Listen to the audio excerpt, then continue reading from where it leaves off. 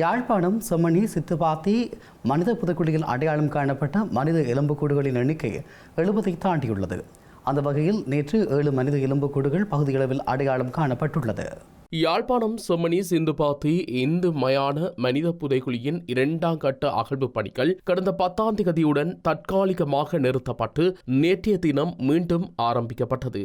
2ஆம் கட்ட அகழ்வு 16வது நாளாக யாழ்ப்பாண நீதவான் நீதிமன்ற நீதிபதி ஏ ஆனந்தராஜாவின் முன்னிலையில் தொல்பொருள் துறை பேராசிரியர் ராஜ் சோமதேவ, சட்ட வைத்திய அதிகாரி செல்லையா பிரணவன் ஆகியோரின் பங்கேற்போடு முன்னெடுக்கப்பட்டது.